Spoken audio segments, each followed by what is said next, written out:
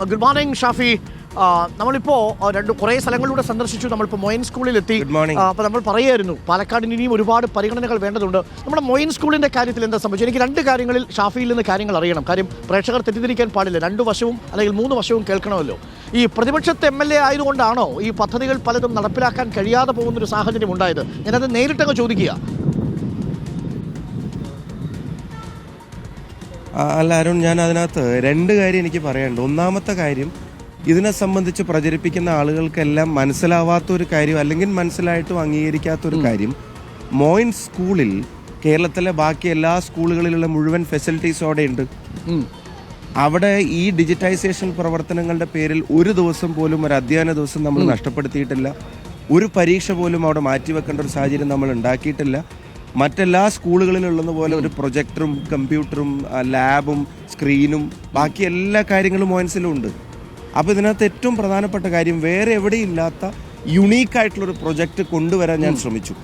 അത് UDF ഗവൺമെൻറ്റിൻ്റെ കാലത്ത് അവരത് അപ്രൂവ് ചെയ്തു. അതിന് പണം തന്നു, അതിന് AS തന്നു, TS തന്നു, ഒരു TSB അക്കൗണ്ട് തുടങ്ങി, പണം മുഴുവൻ അതിലേക്ക് പൂൾ ചെയ്തു.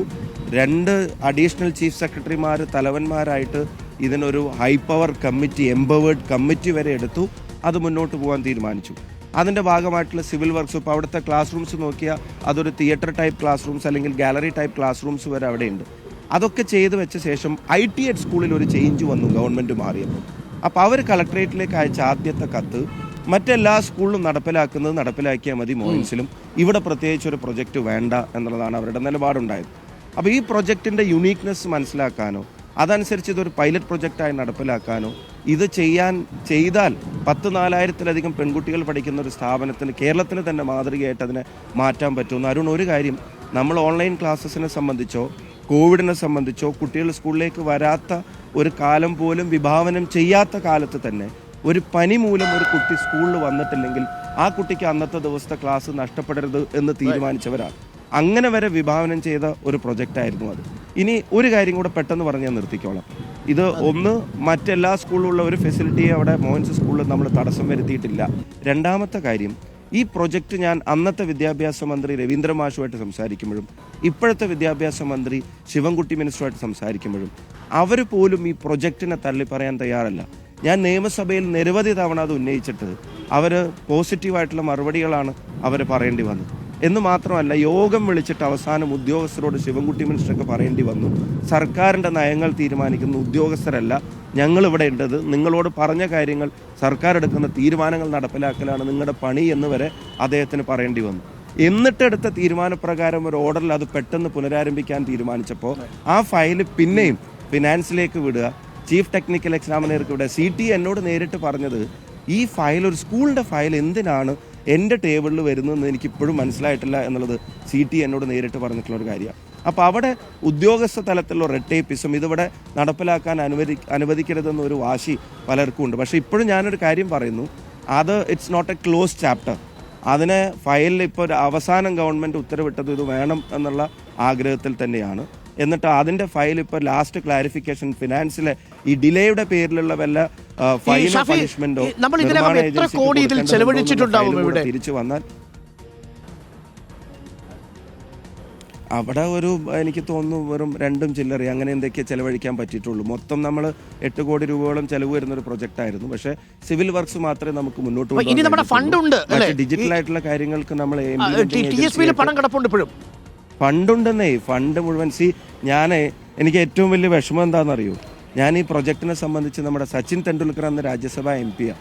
ഞാൻ ഈ പ്രൊജക്റ്റിനെ സംബന്ധിച്ച് ഇത്രയും പെൺകുട്ടികൾ പഠിക്കുന്ന ഒരു സ്കൂളാണെന്ന് പറഞ്ഞ് ഞാൻ അദ്ദേഹത്തെ സമീപിച്ചപ്പോൾ അദ്ദേഹം വളരെ ഇൻട്രസ്റ്റഡ് ആയിട്ട് അവിടെ ഒരു സ്റ്റുഡിയോ ക്ലാസ് റൂം, ആ സ്റ്റുഡിയോ ക്ലാസ് റൂമിന് എന്ത് എക്സ്പെൻസ് വരുന്നു നോക്കിയിട്ട് ആ ഫണ്ട് എൻ്റെ രാജ്യസഭാ MP ഫണ്ടിൽ നിന്ന് ചെയ്യാൻ ഞാൻ തയ്യാറാണെന്നും അതിൻ്റെ ഇനാഗുറേഷന് ഞാൻ വരുമെന്ന് ചോദിച്ചപ്പോൾ ഉറപ്പായിട്ടും ഇത്രയും പെൺകുട്ടികൾ പഠിക്കുന്ന ഒരു സ്കൂള് തീർച്ചയായിട്ടും നമുക്ക് അവരെ പ്രൊമോട്ട് ചെയ്യണം, ഞാൻ നേരിട്ട് പാലക്കാട് വരുമെന്ന് വരെ എന്നോട് നേരിട്ട് പറഞ്ഞു വെച്ചൊരു കാര്യമാണ്. അപ്പം ഞാൻ എന്തെങ്കിലും നല്ലത് ചെയ്യാനേ ശ്രമിച്ചിട്ടുള്ളൂ. അതിനെ ഇപ്പം നമ്മൾ കൊണ്ടുവന്ന പ്രൊജക്റ്റ് അതൊരു ഫെയിലിയർ ആയിരുന്നെങ്കിൽ ഈ 2 മിനിസ്ട്രിക്കും വേണമെങ്കിൽ അത് എപ്പോഴേ തള്ളിക്കളയാമായിരുന്നു, 2 മിനിസ്റ്റേഴ്സിനും വേണമെങ്കിൽ അത് എപ്പോഴേ തള്ളിക്കളയായിരുന്നു.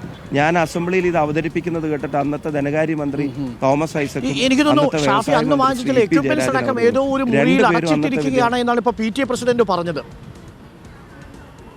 എക്യുപ്മെൻറ്റ്സ് അതിൻ്റെ എല്ലാം പ്ലാൻഡ് ആയിരുന്നു.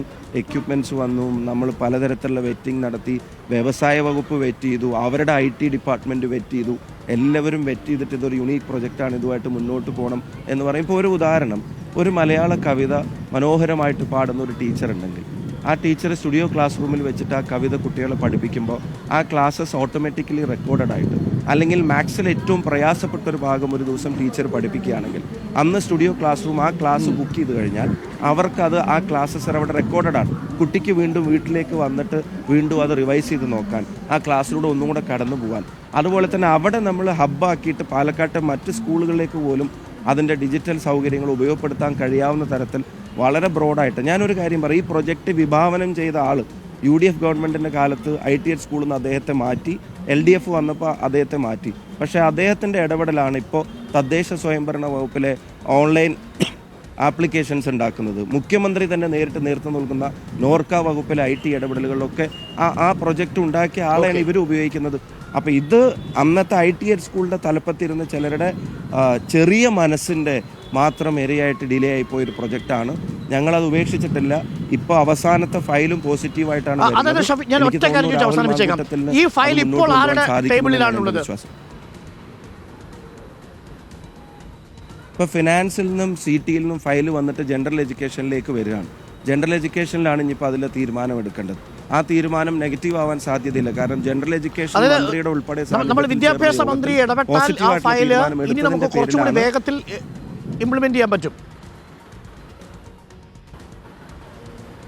എന്ന് പറ്റും. എനിക്ക് അദ്ദേഹത്തിന് ഈ പ്രൊജക്റ്റ് നേരിട്ട് അറിയാവുന്നതും ഞങ്ങൾ തമ്മിൽ നിരവധി തവണ സംസാരിച്ചതും അദ്ദേഹം ഇടപെട്ടതുമാണ് കേട്ടോ. എനിക്ക് പറയുമ്പോൾ എല്ലാം പറയണമല്ലോ. അദ്ദേഹം വളരെ ഷാർപ്പായിട്ടൊരു തവണ പിന്നെ ഉദ്യോഗസ്ഥരോട് പറയുന്നുണ്ടായിരുന്നു, സർക്കാരിൻ്റെ നയം നിങ്ങൾ തീരുമാനിക്കേണ്ട, അത് പിന്നെ ഞങ്ങൾ തീരുമാനിച്ചോളാം, നിങ്ങളത് ഇംപ്ലിമെൻറ്റ് ചെയ്യേണ്ട ഉത്തരവാദിത്തം നിങ്ങൾക്ക് ഉണ്ടെന്ന് ഞങ്ങളൊക്കെ ഇരിക്കുന്ന യോഗത്തിൽ തന്നെയാണ് അദ്ദേഹം പറഞ്ഞത്.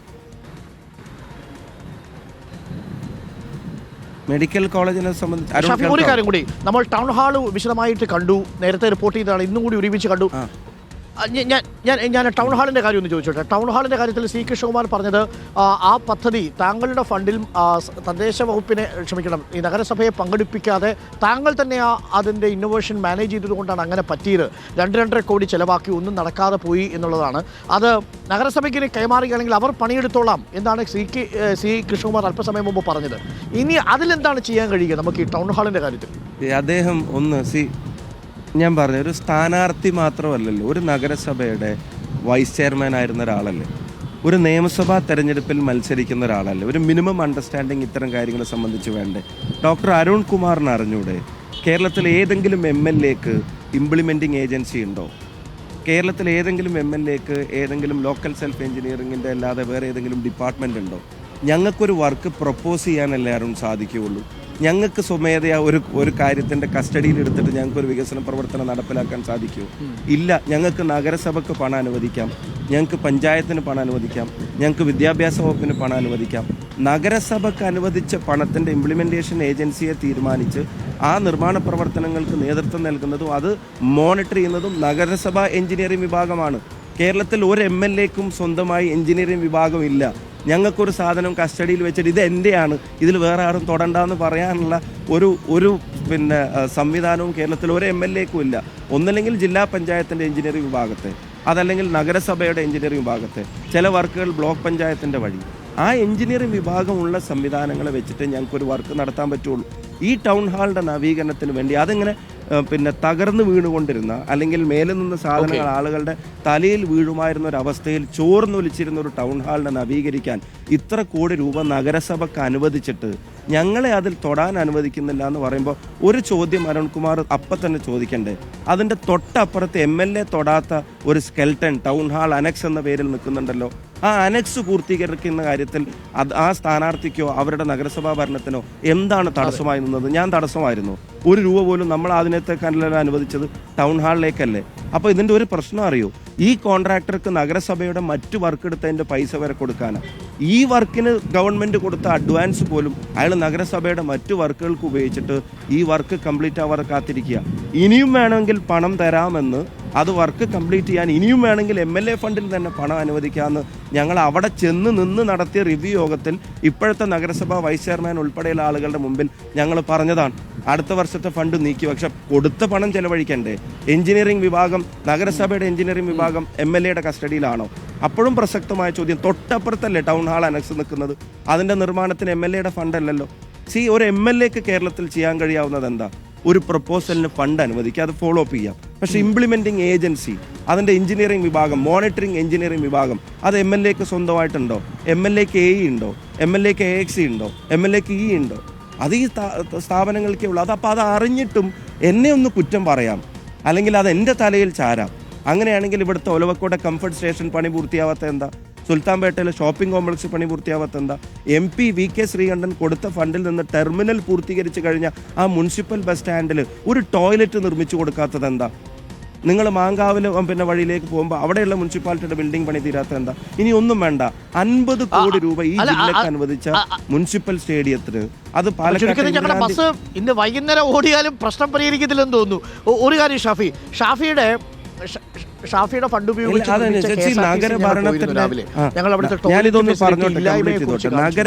ടോയ്ലറ്റ് ഓപ്പൺ ചെയ്തു. പക്ഷെ നോക്കൂ, അത് കഴിഞ്ഞ് AR മേനൻ പാർക്കിൽ വന്നു.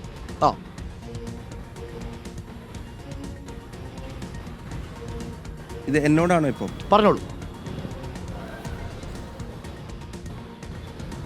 എന്നോടാണോ ഇപ്പോൾ? അതെ അതെ അതെ. അപ്പം ഈ പാലക്കാട് മുനിസിപ്പൽ സ്റ്റേഡിയം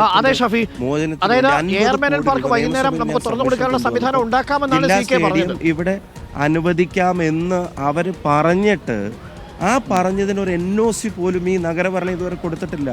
അവർ ഭൂമി കൈമാറണ്ട, അവർ വരുമാനം ഷെയർ ചെയ്യണ്ട, അതിൻ്റെ മെയിൻ്റനൻസിന് വേണ്ടി വരുന്ന ഒരു ചെലവ് മാത്രം ഇതിൻ്റെ വരുമാനത്തിൽ നിന്ന് എടുത്താൽ മതി, ബാക്കി എല്ലാം നഗരസഭയുടെ കസ്റ്റഡിയിൽ തന്നെ കൊടുക്കാമെന്ന് പറഞ്ഞു. അതുപോലും തന്നിട്ടില്ല. ഇവിടെ ഇപ്പം എന്നെ സംബന്ധിച്ചിടത്തോളം, കാരണം ഞാൻ പാലക്കാടിൻ്റെ ചരിത്രത്തിലെ വികസന കാര്യങ്ങളിൽ മറ്റാര് ഇടപെടൽ നടത്തിയതിനേക്കാൾ കൂടുതൽ അങ്ങ് വിക്ടോറിയയിൽ ഉണ്ടായിരുന്ന ഒരാളാണ്. അവിടുത്തെ സിവിൽ സർവീസ് അക്കാഡമി ഉൾപ്പെടെ മറ്റാര് നടത്തിയതിനേക്കാൾ കൂടുതൽ ഇടപെടലുകൾ നടത്താൻ കഴിഞ്ഞിട്ടുണ്ട്. പാലക്കാട്ട് ഒരു ഗവൺമെൻറ് മെഡിക്കൽ കോളേജ് എത്ര പതിറ്റാണ്ടായിട്ടുള്ള ആവശ്യമാണ്. അത് നേടിയെടുക്കാൻ സാധിച്ച ഒരു ഭരണകാലമാണ്. പാലക്കാട് കേരളത്തിൻ്റെ സ്പോർട്സ് ഹബ്ബാണ്. ഈ സിന്തറ്റിക് ട്രാക്കിൽ നിന്ന് 4 ഏഷ്യൻ ഗെയിംസ് മെഡലിസ്റ്റുകൾ വന്നു കഴിഞ്ഞു, ഒരു കോമൺവെൽത്ത് ഗെയിംസ് മെഡലിസ്റ്റ് വന്നു, ഒരു national long jump record holder ഈ പാലക്കാട്ടെ സിന്തറ്റിക് ട്രാക്കിൽ നിന്ന് വരികയാണ്. അപ്പോൾ ഞങ്ങളിവിടെ കൊണ്ടുവരുന്ന ഫെസിലിറ്റിക്ക് സമൂഹത്തിൽ ഇമ്പാക്റ്റ് ഉണ്ട്. 475 ഡോക്ടർമാർ പാലക്കാട്ടെ മെഡിക്കൽ കോളേജിൽ നിന്ന് പഠിച്ചിറങ്ങി ഈ നാടിന് സേവനം നൽകിക്കൊണ്ടിരിക്കുക. 11 സ്പെഷ്യാലിറ്റീസിൽ അവിടെ OP തുടങ്ങി. അവിടെ IP ഉൾപ്പെടെയുള്ള കാര്യങ്ങൾ അതിവേഗം മുന്നോട്ട് പോകുന്നു.